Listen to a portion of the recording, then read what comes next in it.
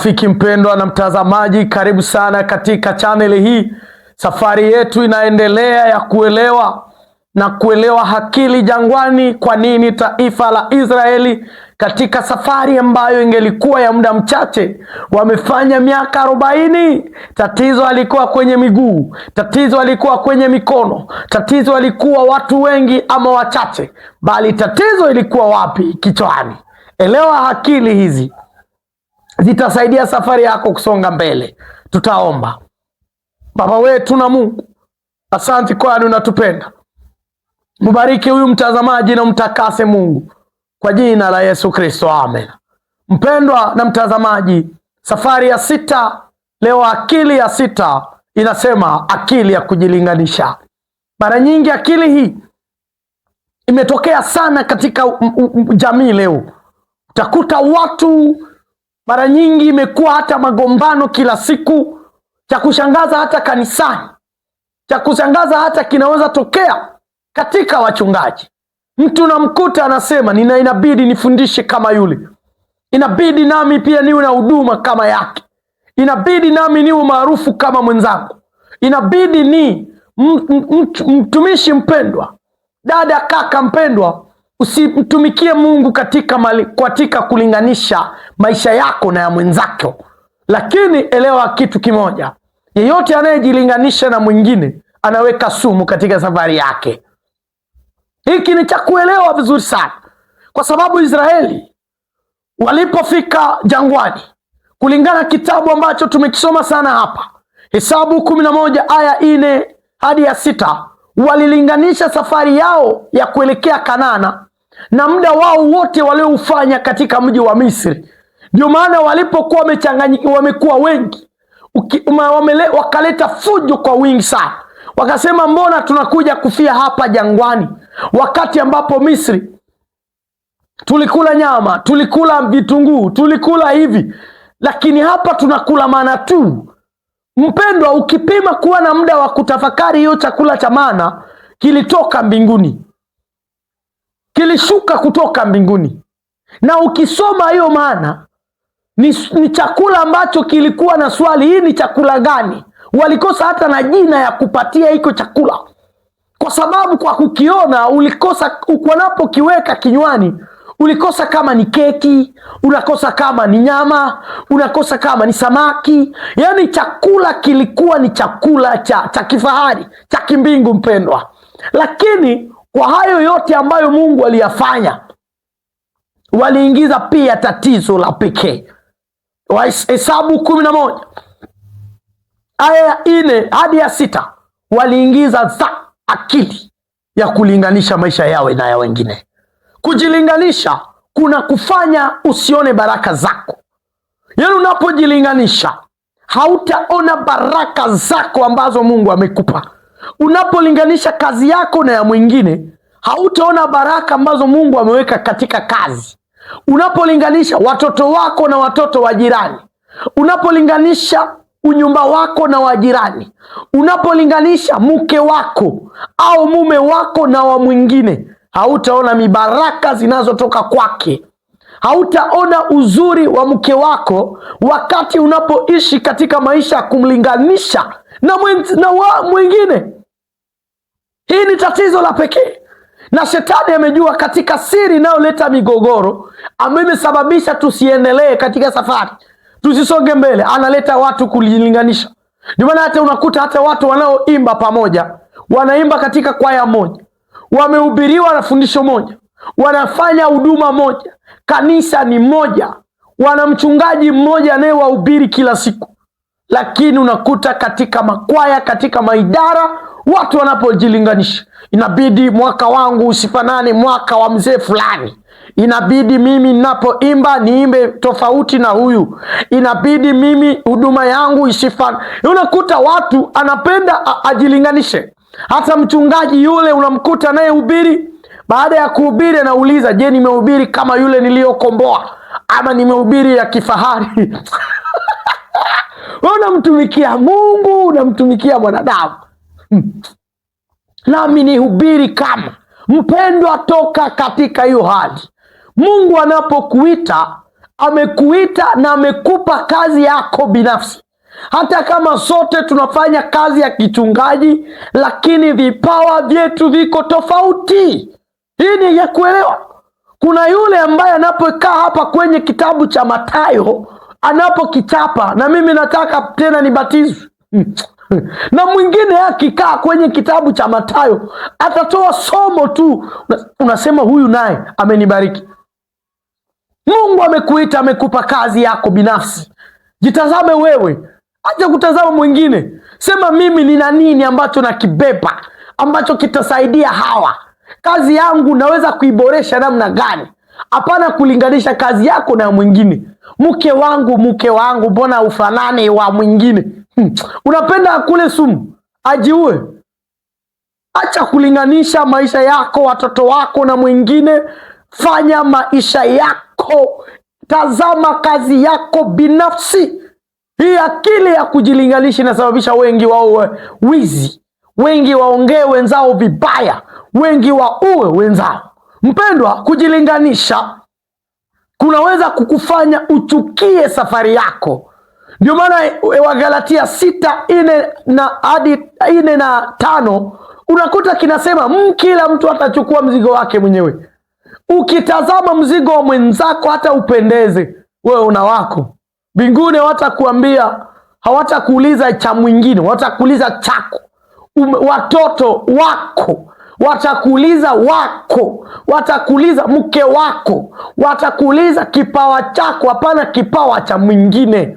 Acha kujilinganisha. Mpendwa, elewa jambo lile. Mungu hajaita watu wote katika safari ya mwendo moja, lakini ametuita kwa lengo moja. Wanatuita tufanye huduma ya mahubiri, lakini mahubiri itaendana sawasawa na kipawa chako. Na mimi nitahubiri kwenye YouTube. Ukweli karibu sana, lakini kuna yule unaweza kuhubiri hata na watu wanaokusikiliza wanaweza kuinua, wanaweza kushimama na kufunga simu zao. Kuna mwingine yeye atakapohubiri hapa hata sote tunafurahia. Yaani unaona kila mmoja ana kipawa chake mpendwa. Kila mmoja. Wewe umekuwa na kipawa cha uimbaji. Mwingine amekuwa na kipawa sijui cha kukaribisha. Fanya kazi yako binafsi. Acha kujilinganisha na mwingine. Mwingine katika safari anachukua muda mrefu ili aende, lakini mwingine atakimbia kwa haraka. Sio kwamba kwa sababu amekimbia amefika na wewe hautafika. Pole pia ni mwendo, lakini anayekimbia kwa haraka hujui anasukumwa na nini. Fanya kazi yako, tulia katika kazi ambayo Mungu amekupa. Kujilinganisha mpendwa, kunazaa vitu viwili katika maisha ya mwanadamu. Kitu cha kwanza, anayejilinganisha inaleta matokeo ya kujiona kwamba yeye ni wa mwisho, ni wa chini. Kiswahili wamesema ni duni. Umejiona wewe ni duni, unaanza kusema mimi siwezi, mimi sifai, mimi sina nguvu, Mungu hawezi kuniita, hawezi kunitumia, hawezi kunibariki, Mungu hawezi kunipa kitu, mimi siwezi, nitajikufia tu. Hii inaua ujasiri. Unapoona wewe si kitu, ambayo imetokea kwa kujilinganisha, inasababisha maisha yako yaonekane kama wewe hauna kitu. Wanaposema hata tuombe, wewe umejilinganisha, inaweza sababisha wewe unajikuta kwamba haufai wakati ambapo una faida. Kujilinganisha na matokeo ya pili, unajiona wewe ni bora kuliko wengine wote. Unajiona wewe ni bora kuliko wengine, na inaleta kiburi. Mara nyingi anayejilinganisha kuna wakati inaleta kiburi, au inajileta wewe unajikuta wewe ni wa chini kuliko wote. Wewe ukoje mtazamaji? Wewe ukoje tafadhali? Kujilinganisha ni hatari ya kiroho, ni hatari ya maendeleo, ni hatari katika maisha. Sasa swali la msingi ni hili: jinsi gani tutashinda kujilinganisha? Jambo la kwanza, mshukuru Mungu kwa safari yako. mahali ambako umefikia, mshukuru Mungu. Zaburi 139 aya yake ya 14, nitakushukuru kwa kuwa nimeumbwa kwa jinsi ya ajabu ya kutisha. Daudi akasema kushinda kujilinganisha ni kushukuru Mungu na kile ambacho Mungu amekupa. Acha kutazama wengine. Kuna mara nyingi mtu amevuma kwenye mitandao, lakini unapoenda ona namna anavyofanya kazi yeye ni yani, unajiuliza huyu je ni mtu gani mpendwa? Acha kufuata hivi vya mitandao hivi. Tazama yako mwenyewe. Kitu cha msingi sana katika maisha ya Mkristo sio kupita kwenye mtandao, bali ni uhusiano bora wa karibu pamoja na Mungu. Hiki ndicho cha maana sana. Na mie ni anje, na mie ni anje. Kweli anja, huo ni uwanja wa pekee, unahitaji watu waingie ndani, lakini kinachokusukuma uingie huko ni nini? Kushinda kujilinganisha. Mshukuru Mungu kwa safari yako. Uliumbwa kwa utofauti wa pekee. Wewe uko inike mpendwa. Wewe acha kujilinganisha maisha yako. Mshukuru Mungu kwa namna ulivyokuwa. Una kitu cha faida ambacho kanisa inahitaji. Una kitu cha faida ambacho familia inahitaji. Una kitu cha msingi ambacho jamaa inahitaji mpendwa. Furahia maisha yako. Tulia, shukuru Mungu katika maisha yako. Jambo cha pili, kubali na utambue kipawa chako. Hii pia inasababisha mtu asijilinganishe. Kubali na utambue kipawa chako. Wewe hauna kipawa cha kucheza na watoto. Ukiona mwenzako yeye anacheza, anafurahi, tulia. Kipawa chako ni kipi? Tambua kipawa chako. Usijaribu kuwa mtu mwingine, kuwa wewe. Wewe ni nani? Mimi ni Pastor Maneno. Na wewe ni nani? Unaweza sema unakuwa Maneno, kumbe wewe utasikia kichwa kwa sababu ya kuongea. Wewe ni nani? Kuwa wewe. Andika na wewe historia yako. Acha kuandika ya wengine mpendwa, tafadhali. Tambua kipawa chako. Mungu hakukuita uwe mwingine, alikuita uwe wewe. Kuwa wewe mahali unapofika. Usikue mwingine. Na mimi nitaanza kuhubiri kama Pastor nani, na mimi nitalima shamba langu kama mama fulani, na mimi inabidi nizae watoto kama watoto wa fulani. Safari yako umeifunga. Mungu alikupa kipaji chako wewe binafsi ambacho kina faida katika jamii. Mtu asisababisha hata kipawa chako unakikalia. Mungu anapokuita alikuita wewe. Acha kulinganisha maisha yako na mwingine. Jambo lingine takalo tusaidia, acha kuhesabu baraka za wengine. Macho yako hii imekuwa chanzo cha kukuangusha.